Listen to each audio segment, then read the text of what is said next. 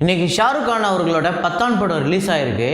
இந்த படத்தோட first day advance booking cross மட்டுமே வாயை பொழக்கிற அளவுக்கு வந்திருக்குங்க. ஸோ ஆமாங்க, எவ்வளோ டோட்டலாக அட்வான்ஸ் கிராசிங், அதாவது ரிலீஸ்க்கு முன்னாடியே ஒரு படம் இவ்வளோ கோடி வசூல் செய்யுமா அப்படிங்கிற மாதிரி ஆச்சரியப்படுத்துது. ஸோ அது என்ன அப்படிங்கிறத இந்த வீடியோவில் பார்ப்போம். அப்புறம் ஒரு சர்வே ஒன்று எடுத்திருக்காங்க. அந்த சர்வேயில் மோஸ்ட் பாப்புலர் இந்தியன் ஆக்டர்ஸ் அப்படிங்கிறதுல விஜய் டாப் 1ல் இருக்கார். ஸோ அதில் மீதி நடிகர்களுக்கெல்லாம் எத்தனாவது இடம் அப்படிங்கிறதையும் பார்ப்போம். ஸோ அது என்ன சர்வே அப்படிங்கிறதையும் பார்ப்போம். அதுக்கு அடுத்ததாக வாரிசு துணிவு, இந்த 2 படத்தோட 14வது நாள் வசூல் என்ன அப்படிங்கிறத பார்ப்போம். அதுக்கு அடுத்ததாக வால்ட்ரு வீரையா படத்தோடையும் வீரசிம்மா ரெட்டி படத்தோட கலெக்ஷன் ரிப்போர்ட்டையும் பார்ப்போம். ஸோ வீடியோக்குள்ளே போகிறதுக்கு முன்னாடி நம்ம சேனலில் நீங்கள் சப்ஸ்கிரைப் பண்ணலாம் அப்படின்னா பண்ணிவிடுங்க. பக்கத்தில் இருக்க பெல் ஐக்கனோட ப்ரெஸ் பண்ணிவிடுங்க. வாங்க வீடியோ போகலாம். ஸோ நிறைய பேர் வீடியோ பார்க்குறீங்க, லைக் அப்படிங்கிறத ப்ரெஸ் பண்ண மறந்துடுறீங்க, அப்புறம் சப்ஸ்கிரைபும் பண்ண மறந்துடுறீங்க. தயவு செஞ்சு அதை பண்ணிவிடுங்க.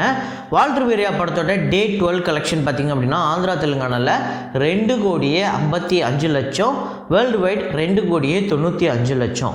வால்ட்ரு வீரையா படத்தோட டோட்டல் கலெக்ஷன் ஆந்திரா தெலுங்கானாவில் 162,55,00,000, வேர்ல்டு வைட் அப்படிங்கிறது 206,75,00,000. வீரசிம்மா ரெட்டி படத்தோட டே 12 கலெக்ஷன் ஆந்திரா தெலுங்கானாவில் 50 லட்சம், வேர்ல்டு வைடு நேற்று மட்டும் 65 லட்சம் அந்த வசூல் பண்ணியிருக்கு. வீரசிம்மா ரெட்டி படத்தோட டோட்டல் கலெக்ஷன் ஆந்திரா தெலுங்கானாவில் 102,70,00,000, வேர்ல்டு வைடு அப்படிங்கிறது 116,65,00,000 வந்து வசூல் பண்ணியிருக்குங்க. ஸோ வாரிசு படத்தோட டே 14 கலெக்ஷன் தமிழ்நாட்டில் 2,05,00,000 வந்து வசூல் பண்ணியிருக்கு. கர்நாடகாவில் 15 லட்சம், கேரளாவில் 10 லட்சம், ரெஸ்ட் ஆஃப் இந்தியாவில் 20 லட்சம், ஆந்திரா தெலுங்கானாவில் 25 லட்சம். டோட்டலாக 2,85,00,000 வந்து இந்தியா முழுக்க வசூல் பண்ணியிருக்கு. ஓவர்சீஸில் 1,35,00,000. ஸோ 4,20,00,000 இந்த படம் நேற்று மட்டும் உலகம் முழுக்க வசூல் பண்ணியிருக்கு. வாரிசு படத்தோட டோட்டல் தமிழ்நாட்டு கலெக்ஷன் பார்த்திங்க அப்படின்னா 123,15,00,000, கர்நாடகாவில் டோட்டலாக 14,25,00,000, கேரளாவில் 11,70,00,000, ரெஸ்ட் ஆஃப் இந்தியாவில் பார்த்திங்க அப்படின்னா 13,50,00,000, ஆந்திரா தெலுங்கானாவில் 27,05,00,000. ஸோ ஆந்திரா தெலுங்கானாவோட கலெக்ஷன் சொல்லும்போது நிறைய பேர் நீ ஃபேக்கான ரிப்போர்ட் சொல்கிற அப்படின்னு சொல்லிட்டு இருக்காங்க. ஆக்சுவலாக ஆந்திரா தெலுங்கானாவில் ஒரு நல்ல வசூல் எடுத்திருக்கு அப்படிங்கிறது தான் உண்மை. அதில் எந்த மாற்று கருத்துமே கிடையாது. ஸோ டோட்டலாக 189,65,00,000 வந்து வசூல் பண்ணியிருக்கு இந்தியா முழுக்க. ஓவர்சீஸ் பார்த்திங்க அப்படின்னா 83,35,00,000, வேர்ல்டு வைடு அப்படிங்கிறது 268,90,00,000. ஸோ அதுக்கு அடுத்ததான் வாரிசு படத்தை பற்றி நேற்று நம்ம சொல்லும்போது ஒரு விஷயம் சொல்லியிருந்தோம். விக்ரம் படத்தோட லைஃப் டைம் டோட்டல் கலெக்ஷனை யூகேயில் இந்த வாரிசு படம் பிரேக் பண்ணிடுச்சு வெறும் 13 நாளில் அப்படின்னு சொல்லியிருந்தேன். அதுக்கு ஒரு நண்பர் இட்ஸ்ராஜ் அப்படிங்கிற ஒரு நண்பர் அதுக்கு எதிர்கருத்து ஒன்று சொல்லியிருக்காரு. அதாவது அவர் என்ன சொல்லியிருக்காருன்னா, what a idiotic comparison, Vikram movie released on non-festival days, having said this ticket were sold on base price, sad part even you follow like regular YouTube journal அப்படின்னு சொல்லியிருக்காரு. அதாவது அவர் நம்மளை தொடர்ந்து பார்க்கும்போது நம்ம நிறைய விஷயம் ரொம்ப இந்த ஃபேன்ஸ்க்காவோ எதையும் மாற்றி பேசாமல் சில விஷயம் நேர்மையாக என்ன இருக்கோ அதை ஒத்துக்கிட்டதுனால தான், அதை என்ன உண்மையோ அதை பேசுனதுனால தான் அவர் இப்போ அதுக்கு சேட் பார்ட் என்னன்னா, நீங்களும் இப்படி ரெகுலர் பேட்டர்னுக்கு போயிட்டீங்க அப்படிங்கிறத ஒரு வருத்தமாக சொல்கிறாரு. ஸோ இதுக்கு நம்ம பதில் கொடுக்க வேண்டியது. ஆனால் இதில் அவர் இன்னொரு விஷயம் ஒன்று சொல்லியிருக்காரு. என்ன சொல்லியிருக்காருன்னா, விக்ரம் நான் ஃபெஸ்டிவல் டேஸில் ரிலீஸ் ஆச்சு. இப்போ பூஜா ஹாலிடேஸ் மாதிரியோ பொங்கல் மாதிரியோ தொடர்ந்து 7-8 நாள் லீவ் இருக்கிற ஒரு டைமில் படம் ரிலீஸ் ஆகலை. ரெண்டாவது அது ஒரு சாதாரண ஒரு ஃப்ரைடேயில் ரிலீஸ் ஆச்சு. ஸோ அதிலிருந்து தான் அந்த படம் பிக்கப் ஆகி வேர்ட் ஆஃப் மவுத்தில் ஒரு பெரிய ஹிட் ஆச்சு. அதே மாதிரியே 2,000-3,000 டிக்கெட் வைக்கல. அதுவும் இல்லாமல் ஓவர்சீஸ்லேயுமே யூகேவாக இருக்கட்டும் யூஎஸ்ஏவாக இருக்கட்டுமே அங்கேயும் கூட வாரிசு துணிவுக்கு விலை அதிகமான ஒரு டிக்கெட்டை வச்சு தான் விற்றாங்க. ஸோ அதை தான் அவர் மென்ஷன் பண்ணியிருக்காரு பேஸ் ப்ரைஸ் அப்படின்னு. ஆக்சுவலாக நான் அதெல்லாம் கம்பேர் பண்ணல. இப்போ எப்படி இதுக்கு முன்னாடி இருந்த சாதனைகளை விக்ரம் படம் முறியடிச்சுது, பொன்னியின் செல்வன் முறியடிச்சுது அப்படின்னு சொன்னனோ அதே மாதிரி அந்த ஒரு விஷயத்தை தான் வாரிசுக்கும் நான் சொல்லியிருக்கேன். ஸோ அதுக்கு பின்னாடி நம்ம ரொம்ப பேக்ரவுண்டு அந்த இதெல்லாம் ஆராய்ஞ்சு பார்த்தோம் அப்படின்னா அதுக்கு பின்னாடி நிறைய விஷயம் மாற்றம் வரும். ஸோ அதனால் இவர் சொன்ன சில விஷயத்துக்கு நான் அக்ரி பண்ணுறேன். ஆனால் இதில் நான் ஏதோ ஒன்று இன்றைக்கி இதை போட்டால் கண்டிப்பாக பார்ப்பாங்க அப்படிங்கிறதுக்காக சில விஷயம் பேசலை. கண்டிப்பாக இது விக்ரம் படத்தை பிரேக் பண்ணிடுச்சு அப்படிங்கிறது தான் அங்கே அந்த ஃபேக்ட். ஸோ அதுதான் நான் சொல்ல வந்தேன். ஸோ அதுக்கு அடுத்ததாக துணிவு படத்தோட கலெக்ஷன் 14வது நாள் தமிழ்நாட்டில் 1,05,00,000, ஓவர்சீஸில் வந்து 45 லட்சம், வேர்ல்டு வைடு அப்படிங்கிறது 1,75,00,000 வந்து வசூல் பண்ணியிருக்கு. ஸோ துணிவு படத்தோட டோட்டல் கலெக்ஷன் தமிழ்நாட்டில் 110,60,00,000, ஓவர்சீஸில் பார்த்திங்க அப்படின்னா 57,60,00,000. ஸோ டோட்டலாக வேர்ல்டு வைடு அப்படிங்கிறது 193,35,00,000.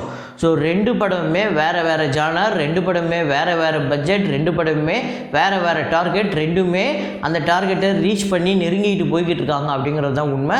ஸோ எந்த படம் ஒரு பெரிய வெற்றி அடைய போகுது அப்படிங்கிறதுலாம் இனிமே வரப்போகிற காலங்களில் தான் தெரியும். ஏன்னா தொடர்ந்து நிறையா படங்கள், பெரிய படங்கள் எதுவுமே இல்லை. மேபி இதுக்கு மேலே ஏதாவது ஒரு பெரிய நடிகர்கள், அந்த டாப் 5 டாப் 6 நடிகர்களோட படங்கள் ஏதாவது வந்து அது பெரிய வெற்றி அடைஞ்சாதான் இந்த படங்களுக்கு வந்து, அதாவது இப்போ ஓரளவுக்கு வேர்ல்டு வைடு அப்படிங்கிறது ஒரு நாளைக்கு 1 கோடி வந்தாலே இந்த படங்களுக்கு இனிமேல் பெட்டர் அப்படின்னு தான் நான் சொல்லுவேன். ஸோ அதுக்கு அடுத்ததாக பத்தான் படத்தோட அட்வான்ஸ் புக்கிங் கிராஸ் கலெக்ஷனை தான் இப்போ பார்க்க போகிறோம். இந்த படம் ஹிந்தியில் மட்டுமே 31,18,00,000, அதாவது 10 லட்சம் டிக்கெட்டுக்கு மேலே விற்றுருக்கு ஃபஸ்ட்டு டே. நான் சொல்கிறது இது வந்து செகண்ட் டேக்கோ தேர்ட் டேக்கோவில், அதாவது 25ஆம் தேதி இன்றைக்கி போய் பார்த்ததுக்கு இதுவரையும் வந்த அந்த ரிப்போர்ட்டு தான். ஸோ தெலுங்கு பார்த்திங்க அப்படின்னா 64 லட்சம் வந்து புக் ஆகிருக்கு, 64 லட்சத்துக்கு புக் ஆகிருக்கு. தமிழில் பார்த்திங்க அப்படின்னா 17 லட்சத்துக்கு வந்து புக் ஆகிருக்கு. ஸோ டோட்டலாக 32 கோடி first day advance booking gross collection மட்டுமே. அதாவது இந்த படம் முதல் நாள் எவ்வளோ வந்து வசூல் செய்யப்படும் அப்படின்னு ப்ரெடிக்ட் பண்ணப்படுதுன்னா, அதாவது இந்தியாவில் மட்டுமே நெட் கலெக்ஷன் மட்டுமே 50 கோடி வரையும், அதாவது நெட் கலெக்ஷன்னா இந்த ஜிஎஸ்டியெல்லாம் கழிச்சிட்டு நெட் கலெக்ஷன் அப்படிங்கிறது 50 கோடி கிட்ட வரும் அப்படின்னு எதிர்பார்க்கப்படுது. அப்படின்னா உலகம் முழுக்க கண்டிப்பாக ஒரு 65லேருந்து 70 கோடி வருமா, இல்லை அதுக்கு மேலே வருமா அப்படிங்கிறது எதிர்பார்க்கப்படுது. அது என்ன அப்படிங்கிறத நம்ம நாளைக்கு வீடியோவில் ரொம்ப டீட்டெயிலாக பார்ப்போம். ஸோ இந்த படம் இதுவரையும் அட்வான்ஸ் புக்கிங்லாம் 52 கோடிக்கு, அதாவது டோட்டலாக இப்போ நான் ஃபஸ்ட் டே சொன்னேன் 32 crore, அதுக்கு தான் செகண்ட் டே ஒரு கலெக்ஷன் எடுத்துருக்கோம்ல அட்வான்ஸ் புக்கிங்கில். ஸோ இது மாதிரி தொடர்ந்து ஒரு 4 நாள் 5 நாளைக்கு சேர்த்து 52 கோடி வந்து வசூல் பண்ணியிருக்கு இந்தியாவில் மட்டும். ஸோ ஓவர்சீஸோட அந்த டேட்டாவை நம்ம கொண்டு வரல, இதுவரையும் இந்தியாவில் மட்டும் 52 கோடி இந்த படம் வந்து வசூல் பண்ணியிருக்கு. இந்த பாய்காட்டு அப்படி இப்படின்னு சொல்ல அந்த கும்பல் எல்லாத்துக்குமே ஒரு பயங்கரமான செருப்படி தான் இந்த பத்தான் படம் கொடுத்துருக்கு. இனிமேல் வர படங்கள் எல்லாமே இந்த மாதிரி மிகப்பெரிய செருப்படிகள் கொடுக்க தான் செய்யும்.